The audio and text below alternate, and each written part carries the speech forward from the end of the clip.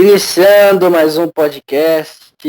Hoje, meu convidado é o membro do movimento conservador no município de Mairink, Thalice Freitas. Boa tarde, Thalice. Opa, boa tarde, obrigado pelo convite. É um prazer, André. Vamos conversar um pouco aí sobre os assuntos pertinentes ao nosso município e afins. E vamos lá, né? Vamos lá. Então, antes de começar, já queria anunciar já que no Facebook nós temos uma página chamada Diálogo Podcast. O link está na descrição caso você esteja vendo esse podcast pelo YouTube. Mas iniciando, começando pelo coronavírus, como você avalia o combate ao coronavírus feito pelo presidente Jair Bolsonaro?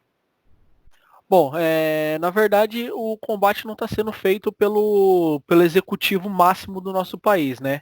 Essa é uma medida uma medida, né? Uma decisão do STF que eles tomaram, que no caso ele passa basicamente o poder da tomada de decisão para os governadores e prefeitos, né?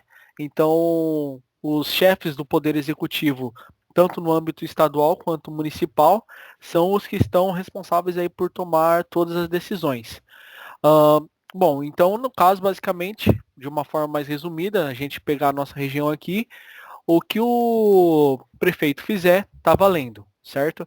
Porém, o que o governador fizer, aí fica acima do que o prefeito faz. Então a gente fica numa uma via muito complicada, porque no Brasil mais de 5 mil cidades. Então, se cada prefeito tomar uma decisão diferente, levando em consideração a sua região e tudo mais, nós teremos 5 mil maneiras diferentes aí de combater o coronavírus, o que é extremamente prejudicial. Então, o pessoal pegar aqui, por exemplo, nós temos várias cidades aqui próximos a nós, Alumínio, São Roque, Mairink, enfim. Imagine cada cidade de uma forma diferente. Exemplo, como está acontecendo agora. Imagine que São Roque adote os feriados, Mairink não, e assim por diante. Então, se nós utilizássemos um combate de uma forma mais abrangente pelo governo federal, ou pelo menos reduzindo só para os estados, seria um pouco mais eficiente do que está sendo feito, né? Mas de uma certa forma, no meu modo de ver, o STF foi uma forma de algemar ali as mãos do nosso presidente para não deixar que ele tomasse as medidas cabíveis que, no meu ver, é competente a ele. E o que você pensa sobre as recentes trocas no Ministério da Saúde? Como estava o Mandetta, né? Aí o Mandetta foi mandado embora, daí entrou o Nelson Tite. Aí o Isso, exatamente. Nelson saiu, Nelson Tite saiu, pediu demissão recentemente, né? Poucos dias atrás. Como você Uhum. avalia, como você avalia essas trocas? Então, né, eu acredito que isso está sendo bom, de um ponto de vista é bom, pelo seguinte fato, pela primeira vez, o Brasil está sendo administrado da mesma forma que é administrado uma empresa, ok? Então, o que ocorre? Você escolhe uma pessoa para um cargo com base em critérios técnicos ali, ou seja, você precisa de um contador, você vai procurar alguém que tenha formação em contabilidade, que não era o que acontecia antes. E a partir do momento que a pessoa tem aquelas primícias ali necessárias para exercer a função daquele cargo, ela é contratada e ao decorrer do tempo, se ela mostrar proatividade, ela continua, se não mostrar, ela sai. Nosso primeiro-ministro da Saúde, Mandetta, eu até concordo em um certo ponto na visão dele querer defender ali o seu ponto de vista, ok? Ele estava pensando na saúde. Porém, o presidente do país ele não pode olhar só para um ministério, né? Ele tem que olhar o que uma ação de um ministério vai fazer, como todos os outros ministérios irão reagir quanto a isso. E adotando aquela medida ali de do isolamento social muito drástico da forma que ele queria, com certeza iria trazer diversos prejuízos para a gente, como já está trazendo, né? E o segundo ministro que entrou, realmente o pouco tempo que ele fez, que eu vi de proativo, ele visitou alguns hospitais, se eu não me engano, alguns federais, inclusive, para ver como que estava sendo o combate. Fora isso, ele não mostrou lá muita coisa, né? Então, não tem como avaliar o tempo que ele ficou. Mas eu acredito que tá no caminho certo. É isso aí. Vai trocando até achar a pessoa que seja apta a exercer a função, bem diferente das outras vezes que pegava um deputado para colocar na pasta ali e ele loteava os cargos para depois usar isso em troca de votos por exemplo, para passar uma PEC, uma MP ou até um PL, enfim. E como foi citado pelo último ministro da Saúde e pelo ministro da Saúde retrasado, né? Mandetta e o Nelson Tati, eles falaram sobre o possível lockdown. O que você pensa sobre essa possível medida? Olha, o lockdown ele não vai funcionar pelo seguinte fato. Vamos supor que nós fizéssemos um lockdown de 100%, 100% mesmo. Todo mundo fica dentro de casa. Então vamos dizer aí, sei lá, um mês, uma semana, um dia, enfim. Não teríamos serviços como é, saúde, segurança, enfim, a polícia militar, polícia civil, bombeiros, diversos setores da saúde, da educação, enfim, vamos supor que nós vamos fazer um lockdown de verdade, assim, todo mundo em casa, ok? O vírus ele não vai a partir do momento que nós fizemos lockdown, ele não vai pegar e vai se mudar e vai para outro lugar. A partir do momento que uma pessoa, depois que acabe o lockdown, uma pessoa seja infectada novamente, vai voltar tudo ao normal. Para quem pega o trem de manhã, igual eu pego, que passa 1 milhão de pessoas por dia dentro do trem, uma pessoa infectada dentro do trem, nós já voltaríamos para o mesmo momento que nós estamos agora, que é tentando combater o vírus novamente. Então, eu acredito que o lockdown de uma forma não é uma forma correta de se combater o vírus, sem contar que vai trazer diversos prejuízos aí à nossa economia. Então, ela ficaria pior do que ela já está. E agora, mudando mais de assunto, saindo do coronavírus, indo mais para a política em geral, qual é a sua nota da atual gestão do governo federal, né? Qual é a sua nota ao atual mandato do presidente Jair Bolsonaro? Bom, eu acho que o presidente dá para dar uma nota 9 para ele. Eu acho que o que dificultou em muito, muito o governo foi o coronavírus, né? Isso foi o maior abalo que poderia ter dado na nossa atual gestão, quando eu falo nossa, né, do país, enfim, foi isso, porque se você analisar todos os números, desemprego caindo, bolsa de valores batendo recorde, risco Brasil diminuindo, dólar caindo, caiu no ano de 2009, caiu muito, o real sendo valorizado, diversos investimentos sendo anunciados no Brasil, inclusive em setores que são considerados monopólios, ou no mínimo, para não correr o risco de nenhum um economista aí falar alguma coisa, um oligopólio, no mínimo, anunciando investimentos no Brasil, tentando abrir um pouco mais esse comércio e deixando ele um pouco mais livre, mais atrativo e, consequentemente, também com produtos mais baratos. Então, diversos investimentos estavam sendo feitos. Reformas que estavam sendo apresentadas, como foi a da Previdência, que ele ia economizar, se eu não me engano, 800 bi, quase um tri, no período, se eu não me engano, de 10 anos.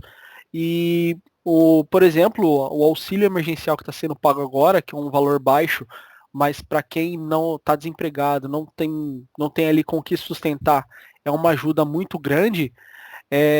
Talvez nem conseguiríamos pagar esse valor, né? Se não tivesse feito uma reforma da Previdência, por exemplo. No caso, assim, mostrando para o público em geral que nós estamos preocupados com os gastos, nós não devemos gastar mais do que arrecadamos. Então, talvez, se não tivesse passado essas reformas, nós nem teríamos, né, esse dinheiro para estar repassando para as pessoas que estão numa situação aí mais carente nesse momento de crise. Então, Eu acredito que uma nota legal ali é de 8 a 9. Eu acho que o que atrasou mesmo foi esse ano de 2020. O resto eu não tenho o que criticar ou reclamar. E falamos do governo federal, e agora como você avalia a gestão do prefeito de Mairinque, o Alexandre Peixinho? Então, né, Mairink é uma situação extremamente complicada, porque parece que entra prefeito e sai prefeito e não muda nada. Essa é a verdade. Se você olhar para, assim, em questão de gestão, de investimentos e tal, algum ou outro ainda faz algumas coisas, porém é extremamente pouco pelo tanto que eles podem fazer. Ahn, a prova disso é você pegar uma foto, sei lá, de 1900 e bolinha da cidade de Mairink e analisar essa foto hoje, basicamente não mudou nada. Desde infraestrutura, comércio, indústria, enfim. A cidade de Mairink já foi uma cidade que recebia muitas indústrias, né? Vinham muitas empresas para cá. Eu acho que em 2010, mais ou menos, parou isso, não, elas pararam de vir para cá, certo? Inclusive começaram a inverter o papel, começou a sair. Questão de infraestrutura, nós somos muito, muito fracos, não temos basicamente nada no ramo da cultura, de forma efetiva, é claro, tem projeto Guri, enfim, mas não tem nada assim que a gente possa ter orgulho de falar, como antigamente tinha, chegou a ter o desfile de bandas aqui, igual naqueles filmes americanos, já teve em Mairink, há muito tempo atrás, isso foi perdido. A gente não consegue nem trazer, por exemplo, os jogos regionais escolares para cá. Então, Mairink, ela está indo na contramão de todas as cidades.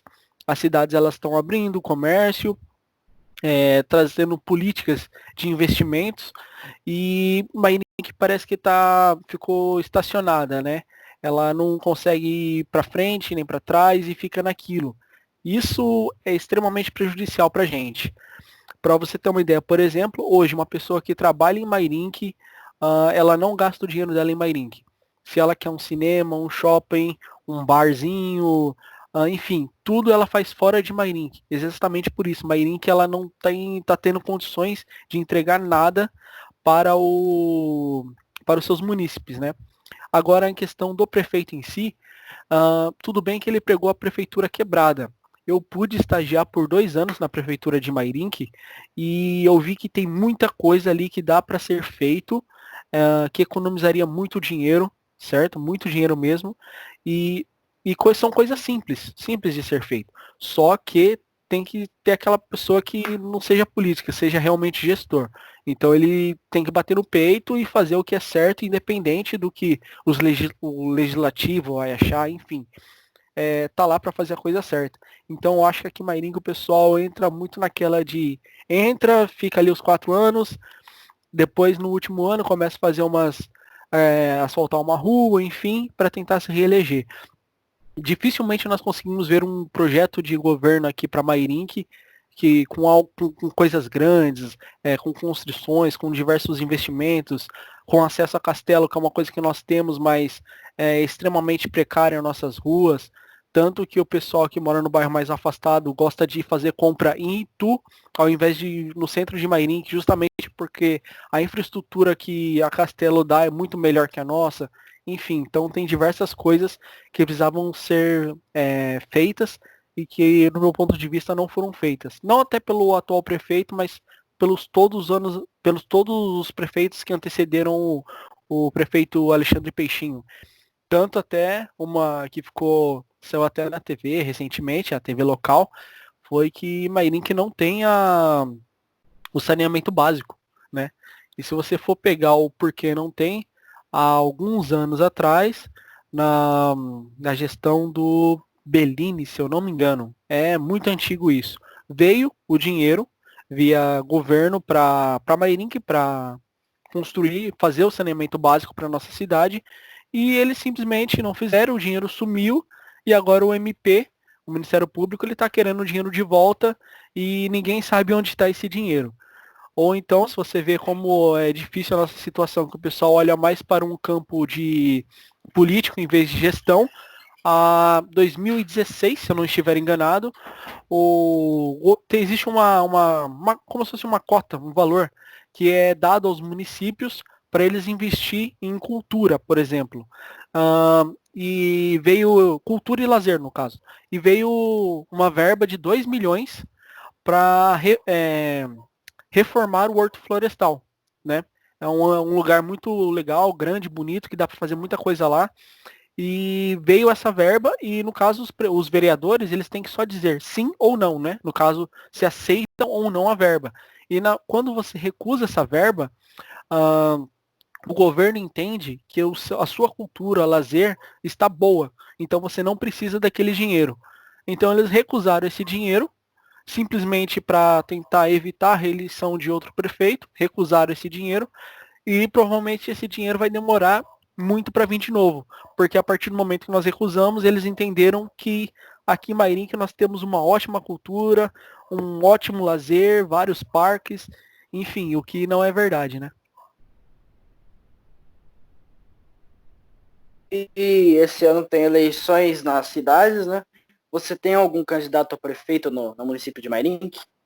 Sim, tenho sim. É só deixar bem claro que tem que dividir. No caso, quando eu falo em quem eu pretendo votar, eu falo por mim, Thales, cidadão mairinquense, não como coordenador do movimento conservador aqui em Mairink, né? O nosso movimento ele não vai apoiar ninguém, nem para prefeito, nem vereador na cidade de Mairink. Foi uma decisão que nós tomamos em conjunto e eu liberei todos os membros para cada um apoiar quem quiser. Eu, Thales, vou apoiar o Eduardo Thomas. Foi o único que até agora mostrou de forma clara as ideias e traz realmente uma inovação. Não é mais do mesmo. Tem uma visão totalmente diferente do que nós estamos vendo até agora. Se aparecer outra pessoa, a gente pode avaliar também e ver se as ideias deles são legais. Porém, até o momento, de todos que estão aí como pré-candidatos, que nós olhamos e vemos que tem a possibilidade de disputar, até agora nenhum me chamou a atenção. Realmente só mais nos mesmos.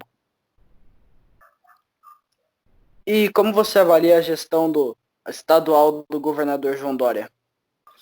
Bom, aí o governador João Dória já está bem complicado. O governador João Dória ele foi eleito por pelo simples motivo que ele fez uma ótima gestão quanto prefeito. Isso aí não tem que negar. Como prefeito, ele foi muito bom. Temos que dar o crédito também. E por isso ele foi eleito a governador.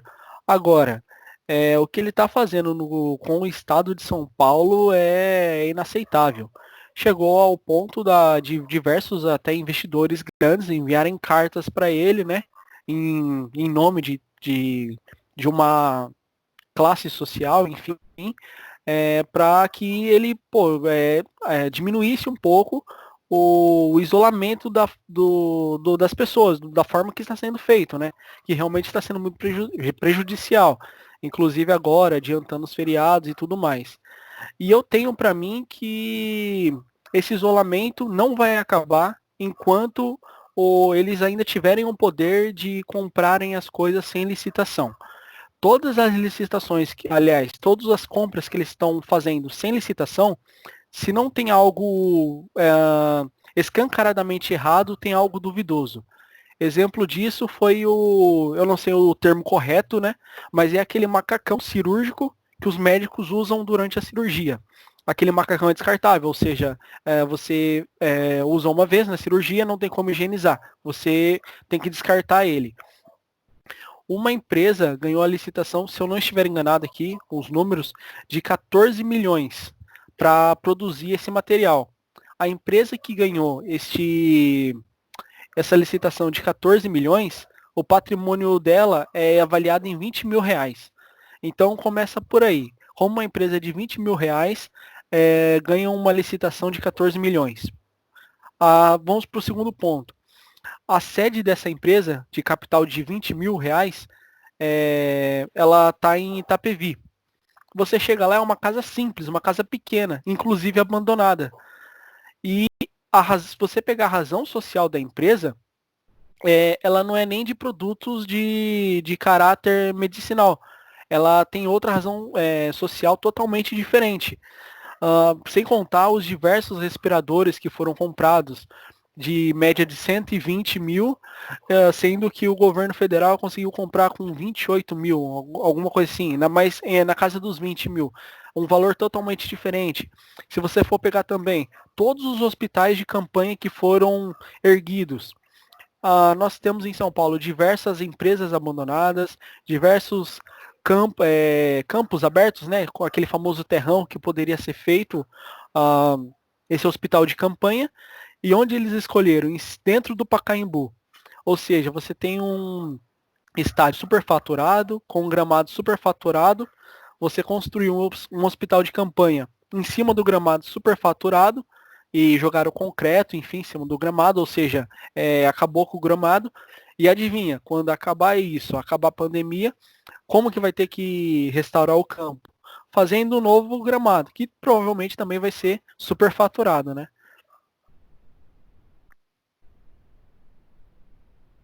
E agora, falando um pouco mais agora mudando mais o assunto para mais educação, né? Vamos chegando até mais perto do final da entrevista. Qual é a sua opinião sobre o movimento Adia Enem, que ontem foi aprovado para adiar o Enem no Senado por 75 votos a 1?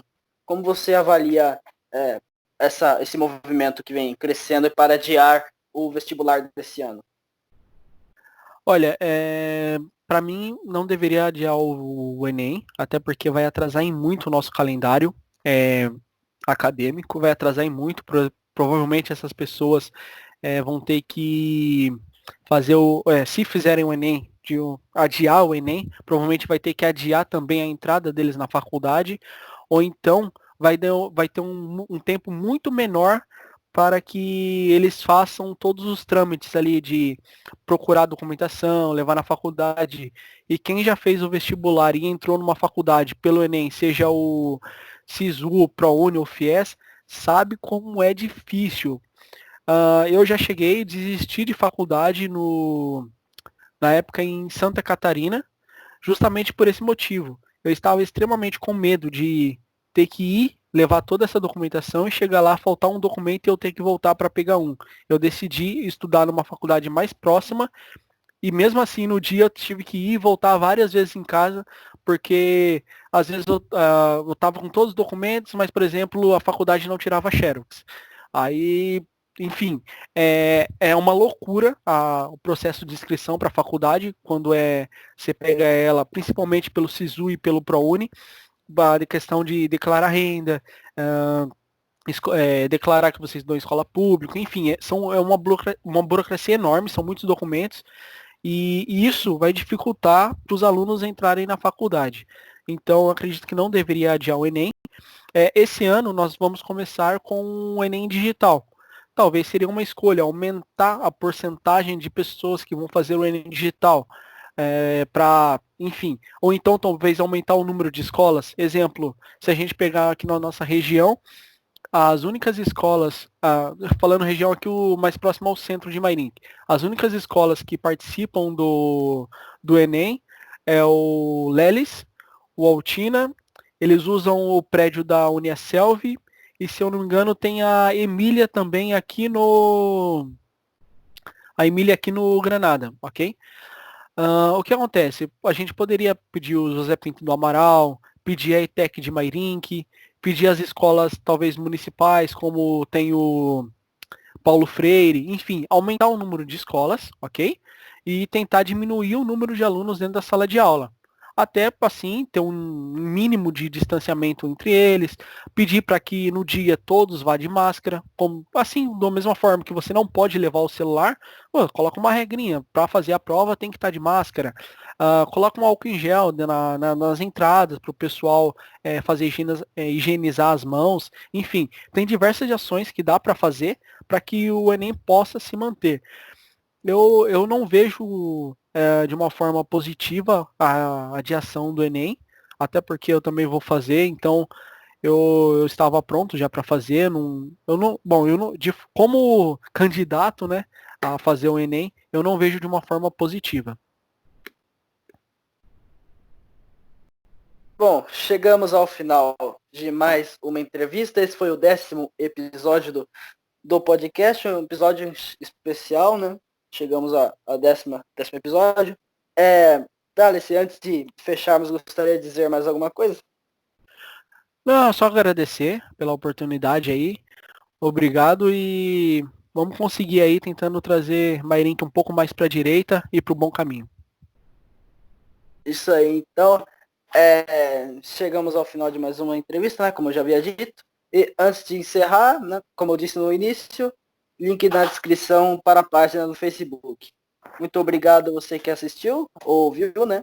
E terça-feira tem mais. Um abraço.